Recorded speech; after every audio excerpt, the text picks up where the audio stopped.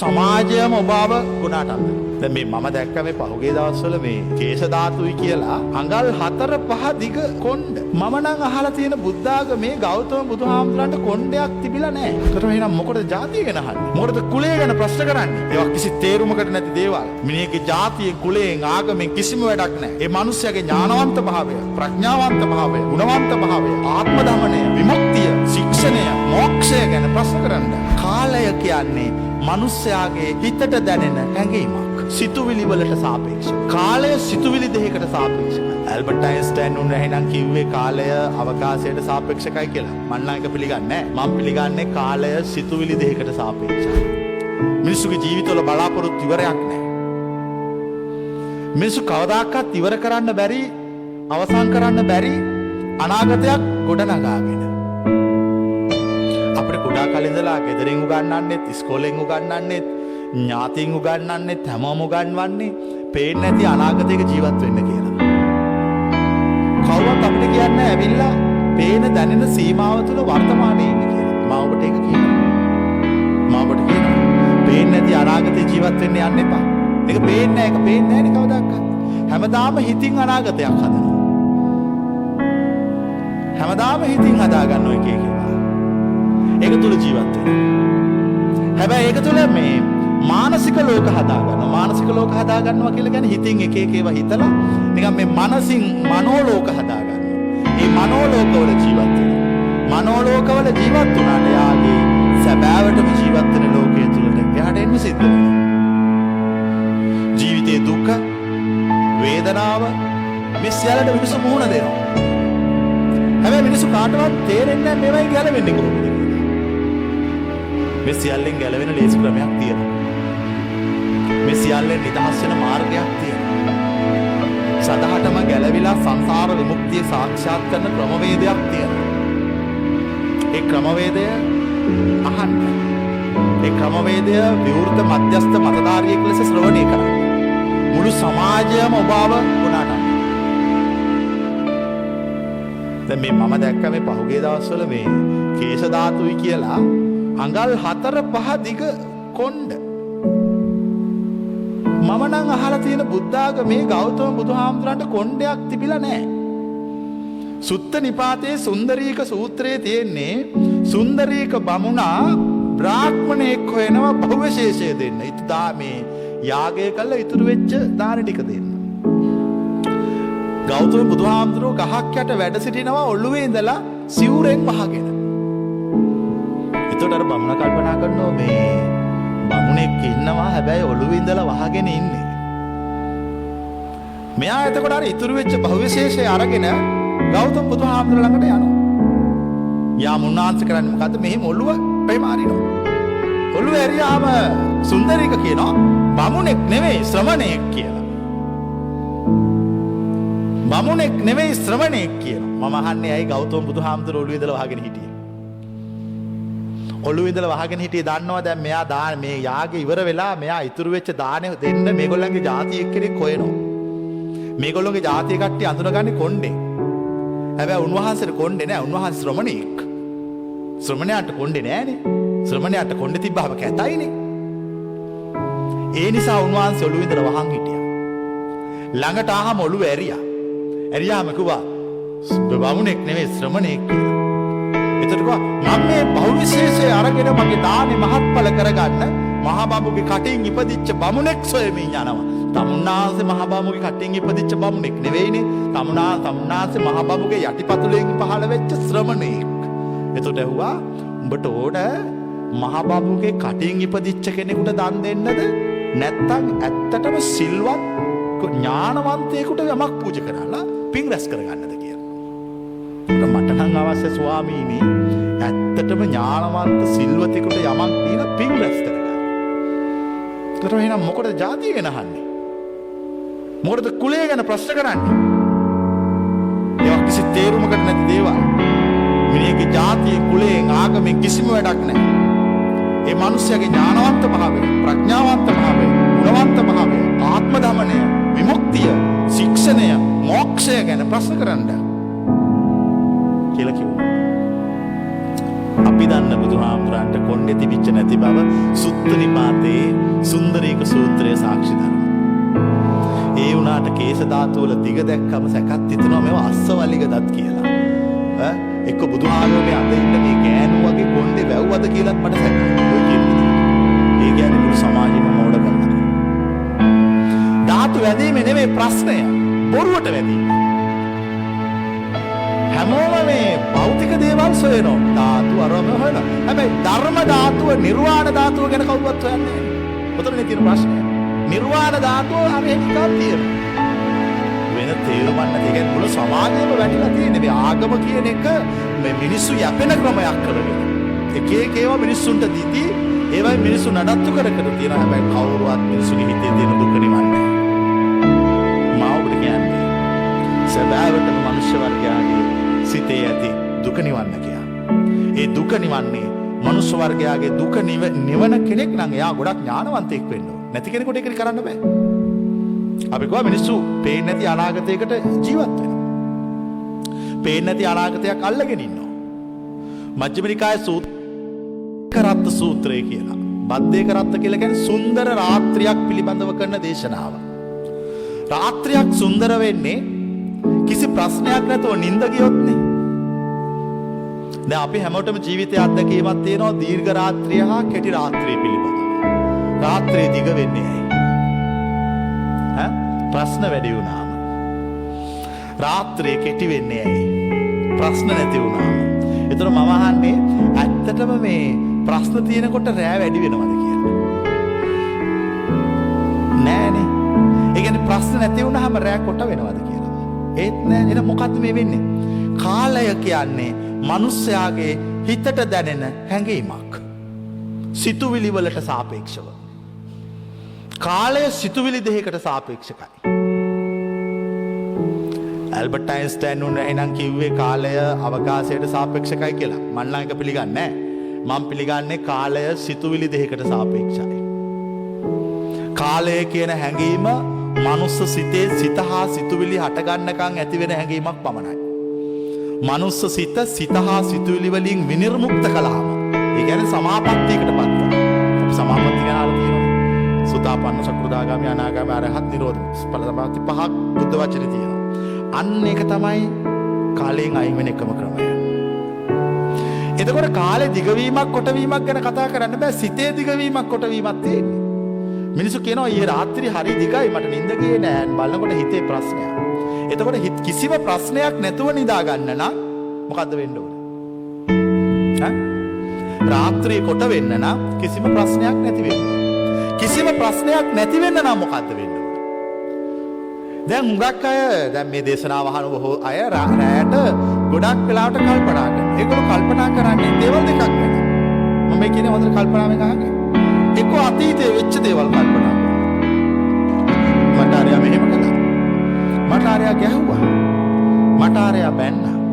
මට ආරයා නින්දා කළා. මට අපහාස කළා. මට මේවා කළා. අක්කොච්චිම අවදිම අචිනිමං අහාසිමි. මට අසවලා මෙසේ කළේය. පහර දුන්නේය. නින්දා කළේය. අපහාස කළේය කියා මෝඩයෝ කල්පනා කරනවා. ඥානවන්තයෝ අත්තරලා දාලා නිදහසේ හොඳට hina වෙලා ඉන්නවා සතුටින්. මේක තේරෙන්නේ නැති වුණාම මිනිස්සු නිදියානට ගිහිල්ලා අතීතයේ වෙච්ච භයානක දේවල් ගැන කල්පනා කර කර දුකින් පශ්චාත්තාප වෙනවා. ඉතින් දැන් අතීත දේවල් වෙලා ඉවරයිනේ. ඒව වෙලා ඉවරයි. ඒව නැවතයි අලියත්තු 100ක් දාලවත් ඒව අත්දන්න බෑනේ. දැන් එහෙනම් ඔබ මේ අතීතයට සමුදිය යුතුයි. මිනිස්සු හැමෝම කැමති දුක්බර අතීතයට සමුදෙන්න. හැබැයි ප්‍රශ්නයක් තියෙනවා. මේ දුක්ඛිත කටුක භයානක අතීතයෙන් සමුගන්න අවශ්‍ය කරන මිනිසයා අනාගතයේ කෙරෙහි ඇති සියලු ප්‍රාර්ථනා බලාපොරොත්තු අභිලාෂ අත්තර දැමිය යුතුයි. කොන්දේසි විරහිතව. යම් කෙනෙක් කොන්දේසි විරහිතව අනාගතයේ කෙරෙහි ඇති සියලු බලාපොරොත්තු අත්හැරලා දාලා නිදහස් වෙන්න පටන් ගත්තාම සිත අන්නේ මිනිසයාගේ අර දුක්බර කටුක අතීතය විනාශ වෙලා නැති වෙලා යනවා. දැන් මේ මිනිසයාට අනාගතයකුත් නැහැ. ඒ මිනිසයාට අතීතයකුත් නැහැ. ඒ මනුස්සයර තියෙනවා හැබැයි හොඳ ශක්තිමත් වර්තමානයක්. අද සමාජයේ ඉන්න බොහෝ දෙනෙකුට 99%කට විතර අතීතයක් තියෙනවා, අනාගතයක් තියෙනවා, වර්තමානයක් නැහැ. හැබැයි කවුරු හරි මම මේ කරන දේශනාව මේ බුද්ධ වචනය, තථාගත භාෂිතය හොඳට සිහියෙන් අහන් ඉන්නවා නම් ඒ මිනිසුන්ට ආයි මොකද්ද ලැබෙන්නේ? අහිමි වෙච්ච වර්තමානයේ අයිතිකාරයෝ බවට පත් වෙනවා. ඔවුන් අහිමි වෙච්ච වර්තමානයේ අයිතිකාරයෝ වෙනවා. ඊට පස්සේ ඔවුන් කියනවා අපි උන්වහන්සේගේ දේශනාව ශ්‍රවණය කළා. අපිට තේරුණා අපි කොච්චර මෝඩද කියලා. අපි අතීතය අනාගතය අල්ලගෙන හරියට විඳෙව්වා. පශ්චත්තාප වුණා. හඬා වැටුණා. අපි සීදි විනාශ ගන්නත් ගියා. ඒක ඔක්කොම මෝඩයි. අපි වර්තමානයටපත් වුණා. අපිට දැන් කිසි ප්‍රශ්නයක් නැහැ. අපි වර්තමානයේ සිහියෙන් ජීවත් වෙනවා. වර්තමානයේ සිහියෙන් ජීවත් වෙන එකම තමයි බුද්ධ වචනය, බුද්ධ භාෂිතය. බද්දේකරත් සූත්‍රයේ ඉතා පැහැදිලිව දේශනා කරලා තියෙන වර්තමානයේ සිහියෙන් ඉන්න විදිය. හැබැයි ප්‍රශ්නේ තියෙන්නේ දැන් අපි අහුවොත් කායින් හරි දැන් වර්තමානයේ සිහියෙන් ඉන්න කියනවනේ. කොහොමද ඉන්නේ? එය පැහැදිලි කරන්න හැකියාව තියෙන්නේ ඇත්තටම නිවන් දැකපු කෙනෙකුට විතරයි. කෙනෙක් හරියටම නිවන් දැකලාද බොරුවට දැන් අද නිවන් දැකපු අය හරියට ඉන්නෝනේ. ඕන කෙනෙකුට කියන්න පුළුවන් නිවන් දැක්කයි කියලා. දැන් අංගුච්චා මජ්ක්‍ධිම නිකායේ චප්පිසෝදන සූත්‍රයේ තියෙන්නේ ඕනම භික්ෂුවකට තම මාර්ගඵල ලැබුවයි රහත් උනායි කියලා කියන්න පුළුවන්. කිව්වාම අනිත් භික්ෂූන් කළ යුතු වන්නේ එය පරීක්ෂා කිරීම. ගහන්නයි කියන්නේ කාටවත්. ඒ ගහන්නේ පරීක්ෂා කරන්න පොන්ද මර නැති එච්චරයි. නිවන් දැකලා කියලා කිව්වේ නිවන් දකින්නේ මරුණාම නෙවෙයිනේ, කොහොමවත් පණ පිටින් ඉන්නකොටනේ. බුද්ධ ආගමේ කියන විමුක්ති මාර්ගයේ මනුස්සයන් ජීවතුන් අතර ඉන්නකොට ලබන්නක්. කියලා තියෙන්නේ ඇවිල්ලා පරීක්ෂා කරන්න ඕන කවුරු හරි. ඒක හරිද වැරදිද කියලා බලන්න ඕන. බලලි වෙලා හරිනම් පිළිගන්න ඕන. වැරදි නම් ඒ හරි මාර්ගය කියන්න ඕන.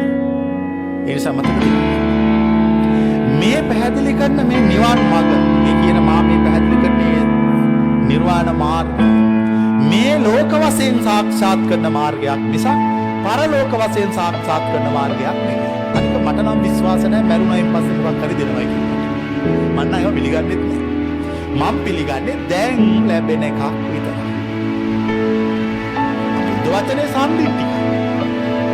බුද්ධ වචනේ අකාලිකයි. සම්දිට්ඨිකෝ අකාලිකෝ. ඉතින් සම්දිට්ඨක අකාලික දහමක අනාගතේ ලැබෙන ඒවා තියෙන්න බෑනේ. ඒ මොහොතේ ලැබෙන එකක්. එහෙනම් නිවන් දකින්නේ මරුණාමද පණ පිටින්ද?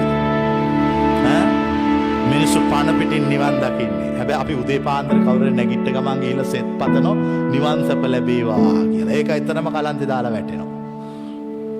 ඇයි? අද සමාජය සම්මත කළා බොරුවක්. ඒ සම්මත කරපු බොරුව තමයි මිනිස්සු මරුණාම නිවන් දකින්නවයි කියලා. එතකොට මිනිස්සුන්ට ඇත්තටම නිවන් දකින්න කිව්වහම මිනිස්සු ව්‍යංගාර්ථයෙන් ගන්නවා අපිට මැරෙන්න කිව්වා කියලා. මැරුණම කවුරුවත් නිවන් දකින්නේ නැහැ. එක්ක දිව්‍ය ලෝක යනවා, එක්ක වැඩි පිරිසක් අපාගත වෙනවා. ඔය මැරෙන අයගෙන් වැඩි පිරිසක් අපාගත වෙන්නේ. දිව්‍ය ලෝක යන්නේත් නැහැ. සූත්‍රයක් තියෙන්නේ මේ සංයුත්ත නිකායේ අනමතග්ග සංයුත්තේ ඉතා පැහැදිලිව දේශනා කරලා තියෙන්නේ. මේ මහ පොළොව තරම් පිරිසක් අපාගත වෙනවා. නියපිට පස් තරම් පිරිසක් දිව්‍ය ලෝක යනවා. සුගතිගාමී වෙනවා. මිනිස්සු පණ පිටින් නිවන් දකින්නේ. ජීවතුන් අතර ඉන්නකොට නිවන් දකින්නේ. මරුණාන් පස්සේ ලැබෙන නිවනක් මම පිළිගන්නේ නැහැ. ඒ බුද්ධ වචනේ එවන්නක් නැහැ. බුදුදහම සම්දිට්ඨිකෝ අකාලිකෝ. අකාලිකෝ කියන්නේ එවෙර ප්‍රතිඵල ලැබෙන දහමක්. ඒ මරුණාම ප්‍රතිඵල ලැබෙන දහමක් නෙවෙයි. මරුණාම ප්‍රතිඵල ලැබෙන්නේ දේවාගම් වල. තථාගත වචනේ තථාගත භාෂිතේ සම්දිට්ඨික අකාලික දහමක්. ඒ නිසා අපි ළඟ අපි බුද්ධ ආගම කියලා හුඟක් වැරදි මිත්‍යා දේවල් වලට ජීවිතේ හුරු කරගෙන දැන් ඒවට හිර වෙලා විතරක් නෙවෙයි ජීර්ණ වෙලා ඊට පස්සේ ජීර්ණ වෙලා ඉවරලා අජීර්ණ වෙලා දැන් ඔතනයි දැන් ප්‍රශ්න වෙලා තියෙන්නේ. ජීර්ණ වෙනකන් ඉන්න සද්ද නැතුව හැබැයි අජීර්ණ වෙන්න පටන් ගත්තාම කියනවා මොකක් හරි ප්‍රශ්නයක් තියෙනවා. නැත්තම් ජීර්ණ වෙච්ච එක අජීර්ණ වෙන්න විදියක් නැහැ. දැන් ඔබ මා කියන වචන අසන්න. සැබෑවටම ඔබගේ ජීවිතය අලුත් කරගන්න. ජීවිතය දිහා මධ්‍යස්ථ මතධාරියෙක් ලෙස බලන්න. බුදුන් වහන්සේ උගන්වා වදාළ ඒ සැබෑම සත්‍ය මාර්ගය මොකක්ද කියලා නිදහසේ හිතන්න. නිදහසේ කල්පනා කරන්න. නිදහසේ ගවේෂණය කරන්න. නිදහසේ අවබෝධ කරන්න. නිදහසේ අවබෝධ කරන්න. ඒක ශ්‍රවණය කරලා ඉවර කරන්න පුළුවන් මාර්ගයකුත් නෙවෙයි. ඒක පුරුදු කරලා ඉවර කරන්න පුළුවන් මාර්ගයකුත් නෙවෙයි. හැබැයි ඒක අවබෝධ කරලා ඉවර කරන්න පුළුවන් මාර්ගයක්. මේ මා කිව් වචනේ හොඳට මතක තියාගන්න. ශ්‍රවණය කරලා අවසන් කරන්නත් බෑ ওই උතුම් මාර්ගය. ඒ උතුම් මාර්ගය පුරුදු කරලා අවසන් කරන්නත් බෑ. හැබැයි මේ උතුම් මාර්ගය අවබෝධ කරලා අවසන් කරන්න ඕනේ. අවබෝධ කරලා අවසන් කරන්න සූදානම් වෙන්න. සසර දුකෙන් නිදහස් වෙන්න ලෑස්ති වෙන්න. කෙනෙක් සසර දුකින් නිදහස් කරවන එක අමාරු නෑ, ලේසි. ඥානවන්තයෝ සසර දුකින් නිදහස් වෙනවා. ඒකට අවශ්‍ය කරන්නේ හොඳ සුපිරි ඥානවන්ත භාවය.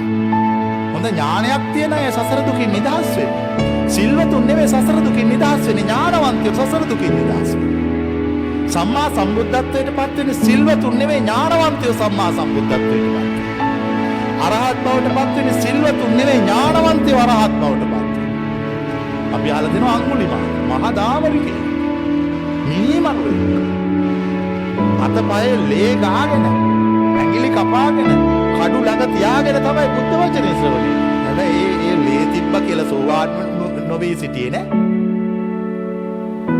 සෝතාපන්න වුණා. රහතෙකුත් වුණා. මේ මාර්ගයේ වඩලා අවසන් කළා. කෙනෙක් වැරදි කලින් කරන්න පුළුවන්. මේ සමාජයේ කවුරුවත් ඉන්නව සුදු සුපිරිසිදු මිනිස්සු කවුරුවත් එහෙමයි නෑ. එහෙමයි ඉන්නවයි කියනවා නම් එයා තමයි ලෝකේ ඉන්න මහා එල්ලුම් ගහට ඒ මොහොතේම නියම කළ යුතු බරපතල වැරදි කරපු මිනිස්සෙක්. ඒක තමයි ඇත්ත. හංගන ඇත්ත ඒක. හංගන ඇත්ත ඒක. මිනිස්සු වැරදි කරනවා. ඒ වැරදි කළාම ඒ මිනිස්සු වැරදි තුල දිගට ඉඳී ඒගොල්ලෝ තේරුම් ගන්නවා අපි වැරදි කළා. අපි මිනිස්සු මැරුවා. අපි හොරකම් කළා. අපි මත්පැන් පානය කළා. අපි මම්පැහැරුවා. අපි කාමවිත්‍යාචාරය කළා. අපි දැන් මේව අත්හරින්න ඕන. අපි ජීවිතේ නිවැරදි කරගන්න ඕන. සදාතනික ගැලවීම, සහනය, ශාන්තිය, විමුක්තිය, සුවය, සැනසෙල්ල සොයාගෙන යන්න ඕන අපි දැන්. කෙනෙක් මුලදී පමා වෙලා ඉඳලා පස්සේ අප්‍රමාදී වුණොත් යෝච පුබ්බේ පමජ්ජිත්වා පච්චාසෝ නප්පමජ්ජති යෝ ඉමං ලෝකං පභාසේති අබ්භාමුත්තෝ චන්දිමන්ති. සඳ වලාකුළු වලින් ඇවිල්ලා වහගන්න. ඒතර හඳ එළිය තියනවද නැද්ද? නැහැ. හැබැයි ටික වෙලාවක් ගියාම අර වලාකුළු අයින් වෙනවා. ඒතර නැවත සඳ බබලන්න පටන් ගන්නවා. ඒ නිසා කිසිම මිනිසෙක් මේ දේශනාව අහනකොට මන්දෝත්සාහී විය යුතු නැහැ. මම පව්කාරයෙක්. මම පව් කරපු කෙනෙක්. මම වැරදි කරපු කෙනෙක්. මා උන්වහන්සේ කියන දේ අහන්න මට වාසනාවක් පිනක් නැහැ. මොකද මම පව් කළා තියෙන නිසා. මා පව්කාරයන්ට කතා කරමි. පව්කාරයන්ට කතා කරමි. මක් නිසාද? සුද්ධ කළ යුත්තේ පව්කාරයෝ මිසක් පින්වන්තයෝ නොවන නිසා. බුදු කෙනෙක් ලෝකෙට වැඩම කරන්නේ පව් කරපු දුක් විඳින මිනිස්සු ඉන්න තැනකට මිසක් නෙළුම් මල් යහනාවකට නෙවෙයි. මොකද නෙළුම් මල් යහන සුද්ධ කරන්න මොකක්වත් නැහැනේ. ඕනම මිනිස්සෙක් අතේ වැරදි දුර්වලකම් යම් අතපසු වීම වෙලා තියෙන පුළුවන්. ඒ ඔක්කොම අත්හරින්න. අමතක කරලා දාන්න. අර සඳ වලාකුළකින් වැහුණාම බබලන්නේ. හැබැයි ඊට පස්සේ බබලනවා.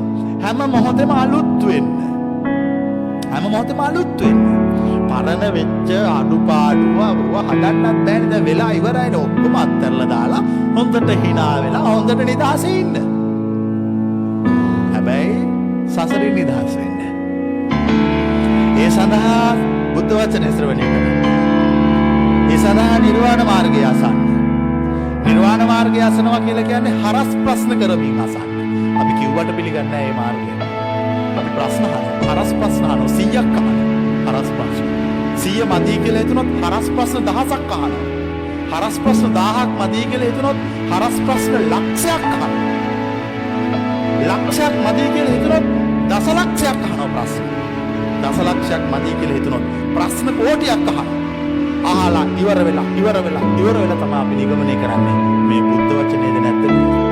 එහෙම නැතුව අපි මෝඩයෝ වගේ පොත්පත්වල තියෙන දේ බලලා කලබල වෙලා අපි නිගමන දෙන්නේ. අපි මධ්‍යස්ථ මිනිස්සු.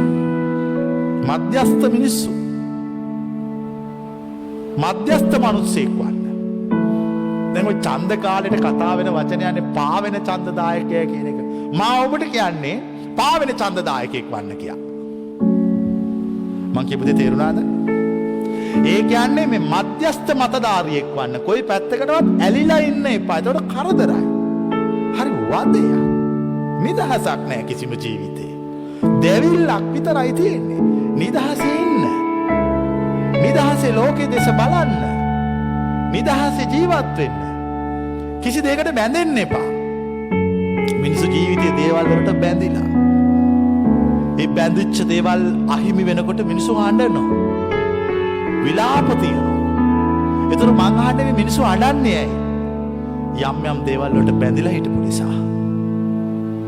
ඒ දේවල් නැති වෙනකොට මිනිස්සු විලාප තියෙනවා. විලාප තියන්නේ ඇයි? බැඳිච්ච දේවල් අහිමි වෙන නිසා. මේ කිසිවකට නොබැඳී සිටින්න. නොඇලී සිටින්න. නොගැටී සිටින්න. හිත කිසි දෙයකට බැඳෙන්න ඉඩ හදන්න එපා. නෙළුම් කොළයකට වතුර බින්දුවක් දාලා බලන්න. ඒ වතුර බින්දුව නෙළුම් කොළේ කිසි තැනක ඇලෙන්නේ නැහැ. එන්නේ වතුර බින්දුවක් දැම්මම නෙළුම් කොළයක් උඩට ඒක නිදහසේ තියෙනවා. නෙළුම් කොළේ උඩ වතුර Tamanට අවශ්‍ය විදිහට ගමන් කරන සමාලලට ඒක අයින් වෙනවා. එනවා. අන්න ඒ වගේ. කිසි දෙයකට නොබැඳී නොඇලී සිටින්න. හිත නිදහසේ තියාගන්න. ඔය කියන නිවන් දැක්කොත් කවුරු හරි ඔය කියන නිවන කවුරු හරි දැක්කොත් එයා මෙන්න මේ වගේ. යතින්ද කීලෝ පටවින් සිතෝසියා චතුබ්බිවාතේහි අසම්පකම්පියෝ තතූපමන් සප්පුරිසං වදාමි යෝවරිය සච්චාරිය වෙච්ච පස්සති ඉදම්පි සංඝේ රතනං පනේතා. හයියයි හරි. හොල්ලන්න බෑ කාටවත්. ශක්තිමත්. ඒ කියන්නේ කවුද? ඒ තමයි සංඝ. අන්න ඒගොල්ලෝ තමයි සංඝ. වෙන කවුරුවත් සංඝ වෙන්නේ නැහැ. සංඝ කියලා කියන්නේ පුද්ගලයෙක් වගා කරගත්ත ගුණ සමුදාය හා ශක්තිමත් කරගත්ත සිත මිසක් මේ බාහිර සිවුරු පිරිකර නෙවෙයි. බාහිර සිවුරු පිරිකර සංඝ වෙන්නේ නැහැ කියලා බුද්ධ වචනේ සඳහන්. චුල්ලස්සපුර සූත්‍රයේ. මිනිසෙක් දෙපඩ සිවුරක් දරාගත්තට ඒ මිනිසයා බුද්ධ පුත්‍රයෙක් වෙන්නේ නැහැ. බුද්ධ පුත්‍රයෙක් වෙන සැබෑවටම හිත හදාගත්තොත්. මිනිසෙක් සැබෑවටම හිත හදලා නම් ඒ හිත හදපු මිනිහා ඇත්තටම බුද්ධ ශ්‍රාවකයෙක්. ඒ නිසා මතක තියාගන්න. බුද්ධ වචනේ තියෙන්නේ ගිහියන්ටත් පැවිද්දන්ටත් හිතේ තියෙන දුක සදාටම නිවාරණය. හැබැයි මේ මාර්ගය අනුගමනය කරන්න. මේ මාර්ගය තුල අනුගත වෙන්න ඕනේ. අනුපූර්ව ශික්ෂණයකින් හික්මෙන්න ඕනේ. අනුපූර්ව ප්‍රතිපදාවකින් හික්මෙන්න ඕනේ. අනුපූර්ව ක්‍රියාපටිපාටියක් ඔස්සේ නිවන සොයාගෙන යන්න. අනුපූර්ව සික්ඛා, අනුපූර්ව කිරියා, අනුපූර්ව වචන තුනක් තියෙන දේශනාව. මේ ආත්ම ශික්ෂණය ලබන්න. ඒක අමාරු නෑ. බුදුහාමුදුරුවෝ දේශනා කරපු දහම තේරෙන්නේ ගොඩාක් හිතන්න පුළුවන්, කල්පනා කරන්න පුළුවන් දුරදිග පේන කෙනෙකුට විතරයි.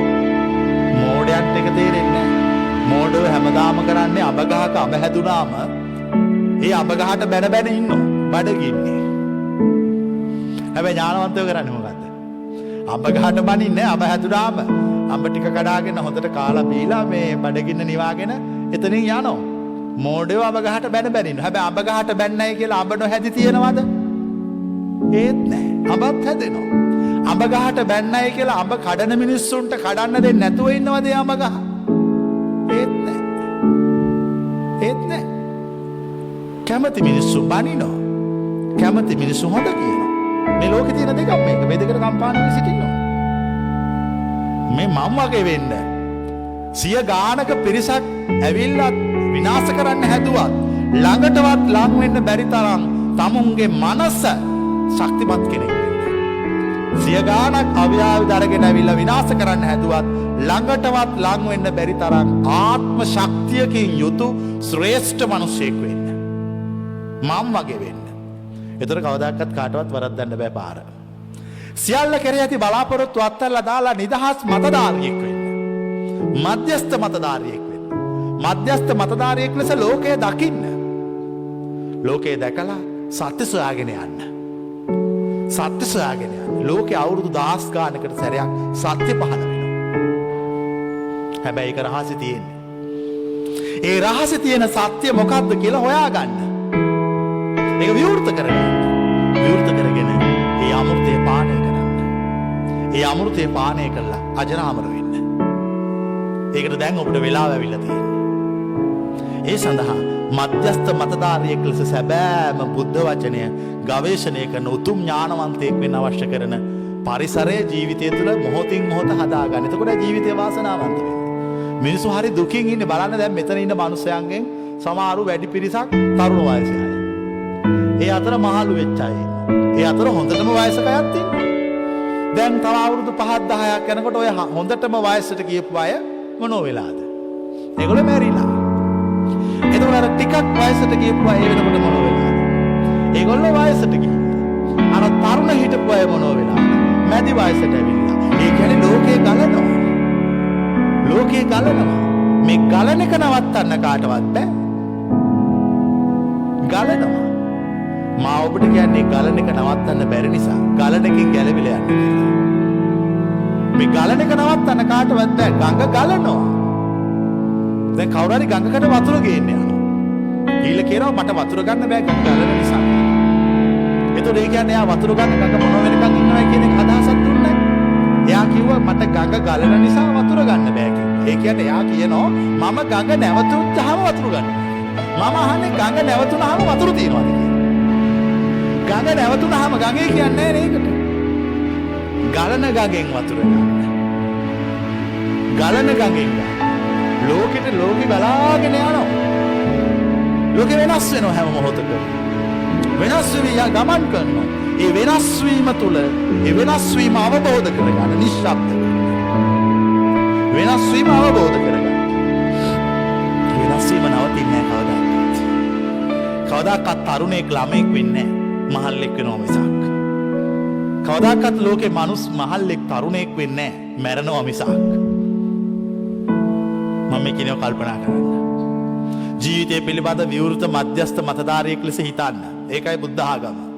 එහෙම නැතුව බොරු වැඩ කර කර කිසි තේරුමක් නැති දේවල් වලට සාදුනාද පවත්ත මිනිස්සුන්ගේ මෝඩකම මතු කිරීම නෙවෙයි බුද්ධ ආගම.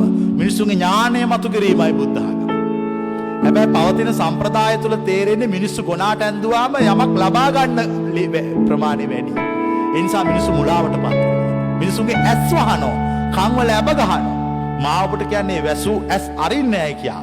ගහපු ඇබ ගලවන්නේ නැහැ කියා. කියලා නිදහසේ මා කියන වචන ශ්‍රවණය කරන්න. ශ්‍රවණය කළ ඇත්තටම ඒ බුදුරු පෙන්වපු උතුම් මාර්ගය සොයාගෙන යන ලෑස්ති වෙන්න. ඒක තුලින් තමන්ගේ සදාතනික සහනය ගැලවීම සොයාගන්න. ජීවිතේ අලුත් දෙයක් දකින්න. හැමතිස්සෙම අලුත් වෙන්න. නැවුම් වෙන්න. නැවුම් මිනිසෙක් වෙන්න. හැම රාත්‍රියකටම මිය ගොස් උදෑසන ඉපදෙන්න. රැට මැරෙන්න. උදේට ඉපදෙන්න. ඉතින් මිනිස්සු හැමදාම රැට මැරෙනවා, හැමදාම උදේට උපදිනවා. අර කලින් දවසේ වෙච්ච නරක දේවල්, අයහපත් දේවල්, හොඳ දේවල් මොකක්වත් මතක තියාගන්න එපා. තේරුම්න්නේ. මේවා අල්ලගෙන මිනිස්සුන්ට වෛර කරමින්, මිනිස්සුන්ට පසුපස හඹා යමින් පලි ගන්න මේ සියලු චේතනා අත්හරින්න. ආදරයද වෛරයද මේ දෙකම අත්හරින්න. ආදරය කරන්න ළඟ සැබෑවටම වෛරය ඇති බව කල්පනා කරන්න. සැබෑවටම වෛර කරන්න ළඟ සැබෑම ආදරයක් ඇති බවත් මෙනෙහි කරන්න. මේ දෙකම ඔබට අත්හරින්නේ නැහැ කියා මා කියනවා. නිදහස් මධ්‍යස්ථ මිනිසෙක් වෙන්න. මම මේ කියන වචන හොඳට අහන්න, අහලා ජීවිතේ නිවැරදි කරගන්න. ගිහියෝ වශයෙන් ඉඳගෙන නිවන් මඟ වඩන්න ඕන. ගිහියෙකුගේ ගමන මොනරෙකුගේ ගමන වගේ හැමී යන්නේ. හැබැයි පැවිද්දගේ ගමන වෙනස්. පැවිද්දගේ ගමන ඍජු ගමනක්, කෙලින් ගමනක්. දැන් මේ පැවිදි වෙලා ඉන්න අය ඉන්නේ. ඒගොල්ලෝ මේ කන නැති නිසා වහන වෙච්ච අය නෙමෙයි. ඒ වගේම මේ ඉගෙන ගන්න සිවුරට මුවා වෙලා වහන වෙච්ච අයත් නෙමෙයි. දෙමව්පියෝ නැති නිසා, අවජාතක නිසා වහන වෙච්ච අයත් නෙමෙයි. සැබෑවටම ඔබ සසුන්ගත විය යුත්තේ තරුණ වයසේදී පමණයි. තරුණ වයසටපත් වුණාම තමයි කෙනෙකු ජීවිතේ ජවය තියෙන්නේ. ඒ ජවය තියෙන කෙනාට විතරයි සසර ගැන, ගැලවීම ගැන අදහසක් තියෙන්නේ. අන්න එවැනි කෙනෙක් වෙන්න. ඒ විදියට ගැලවෙන්න. තරුණයෙක් ලෙස සසුන්ගත වෙන්න කැමතියට සසුන්ගත වෙන්න. බැරි කෙනෙකුට ගිහි ජීවිතය තුළ ඉඳගෙන හැබැයි නිවන් මඟ වඩන්න. නිවන් මඟ වඩන්න. බුද්ධ ආගමේ අවසාන බලාපොරොත්තුව නිවන් දැකීම. එච්චරයි. ගිහියෙක්ද පැවිද්දෙක්ද කියලා ප්‍රශ්නයක් නැහැ. දෙගොල්ලොම යන්නේ එකම නිවනට. හැබැයි වේග දෙකක්. ඒ නිසා මේ මාර්ගයට එකතු වෙන්න. ඒ වැඩපිළිවෙල තුලින් ජීවිතය ආලෝකමත් කරගන්න. ජීවිතේ වාසනාවන්ත වෙන්න. අලුත් ජීවිතයක අයිතිකාරයෙක් වෙන්න. මෝඩකමෙන් පිරෙන්න එපා කොයි වෙලාවකවත්. මං කියන්නේ ඔය අන් දෙක දැන් කපන්න කියලා. ඔය අන්තට්ටු ගලවලා බිමින් තියන්න කියලා.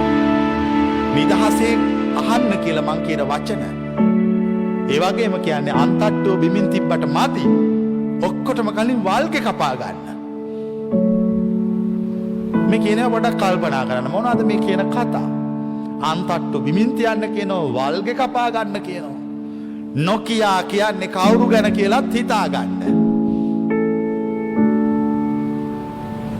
බොහෝ සමාජයේ ජීවත් වෙන ඉන්න මිනිස්සු පටු චින්තනයකට කොටු වෙච්ච, හිර වෙච්ච මතධාරී අදහස් දරන්නන්. ඒ හිර වෙච්ච, කොටු වෙච්ච මිනිස්සු අතර නිදහසේ හිතන මිනිසෙක් වෙන්න. නිදහසේ හිතන්න. නිදහසේ ගවේෂණය කරන්න. නිදහසේ ගවේෂණය කරන මිනිස්සයා තමයි ලෝකෙ දිනන්නේ. අවබෝධයට පත් වෙන සියල්ලෝම නිදහස් මතධාරියෝ. මධ්‍යස්ථ මතධාරියෝ. මධ්‍යස්ථ මතධාරියෙකුට විතරයි මධ්‍යම ප්‍රතිපදාව තේරෙන්නේ. මධ්‍යම ප්‍රතිපදාව තේරුම් ගත්ත මිනිස්සයා තමයි කිසි කෙනෙකුට හිංසාවක්, පීඩාවක් නැතුව, කිසි කෙනෙක් සමග ගැටීමක්, ඇලීමක් නැතුව ජීවත් වෙන ක්‍රමවේදය දන්නේ. අන්න එවැනි මිනිහෙක් වෙන්න. ඒ සඳහා මේ කියන වචන අහන්න. මේ කියන වචන අහලා මේවා යමක් ඉගෙන ගන්න ජීවිතේට අලුතෙන්. පියවරෙන් පියවර අලුතෙන් ඉගෙන ගන්න. ඒ ඉගෙනගෙන ජීවිතය සාර්ථක කරගන්න. මිත්‍යා විශ්වාස වලින් පිරිච්ච මේ ලෝකෙ තුල ඥානවන්ත වූ, ප්‍රඥාවන්ත වූ මිනිසෙක් වෙන්න. මිත්‍යා පුද පූජා, සිරිත් විරිත්, චාරිත්‍ර වාරිත්‍ර පස්සේ දුවන මෝඩයන් අතර ඔබ උඩුගම් බලා පීනන ඥානවන්තයෙක් වෙන්න. උඩුගම් බලා පීනන ඥානවන්තයෙක් වෙන්න. කෙනෙක් උඩුගම් බලා පීනනවා කියන එක ලේසි වැඩක් නෙමෙයි. ඒක තමයි බුද්ධ ආගම. පටිසෝතගාමී කියන්නේ ඒකයි. ප්‍රතිවිරුද්ධ චින්තනයක් එයා හදා ගන්නවා. අලුතෙන් හිතන්න පටන් ගන්නවා. අලුතෙන් හිතන්න පටන් ගත්තාම එයාගේ සියල්ල අලුත් වෙනවා. අපි ඒකට බුද්ධ ආගමේ වචනයක් කියනවා. ආර්ය ජාතියෙහි පහළ වෙන්න. ආර්ය ජාතියේ පහළ වෙන්න, නව ජීවනයටපත් වෙන්න. ඒක තමයි අලුත් වෙන කෙනගේ තේරුම. මෙන්න මේ විදිහට කල්පනා කළොත් හැමතිස්සෙම අලුතෙන් හිතුවොත්, තම යමක් කරන්න ගියොත් ඒ කරන දේ පිළිබඳ දෙතුන් වතාවක් හිතන්න. මම මේ කරන එක හරියද? මම මේ කරන්නේ මෝඩ වැඩක්ද? හිතලා මතලා වැඩ කළොත් මං හිතන්නේ මේ ආත්මෙදිම ඔය කියන නිවන දකින්න බැරි වෙන්නේ නැහැ. පුළුවන්. අනික ඉතින් මේ ආත්මෙ දකින්න බැරි නම් ඔය නිවන වැඩකුත් නැහනේ. ඊට වඩා හොඳයි කාලා බිල නිදහසේ ඉන්න ජීවත් වෙන්න. මොන කරදරයක්ද? බුදුහාමුදුරුවෝ පෙන්눔 කරන්නේ නිවන් මඟ මේ මනුස්ස ජීවිතය තුල සාක්ෂාත් කරලා අවසන් කරන එක. එහෙම අවසන් කරන්න බැරි නම් ඒ ආගමිනුත් වැඩක් නැහනේ. ඒ නිසා සැබෑ බෞද්ධයෙක් වань. සැබෑ බෞද්ධයෙක් කියන හරියටම බුද්ධ වචනේ තේරුම් ගන්න. හැබැයි තේරුම් ගන්න ඔබට අවශ්‍ය කරන සුදුසුකම තමයි මධ්‍යස්ථ මතධාරියෙක් ලෙස කටයුතු කරන්න. ඒ මධ්‍යස්ථ මතධාරියෙක් ලෙස කටයුතු කරලා ජීවිතේ වාසනාවන්ත කරගන්න ශක්තිය ලැබේවා කියලා අපි ප්‍රාර්ථනා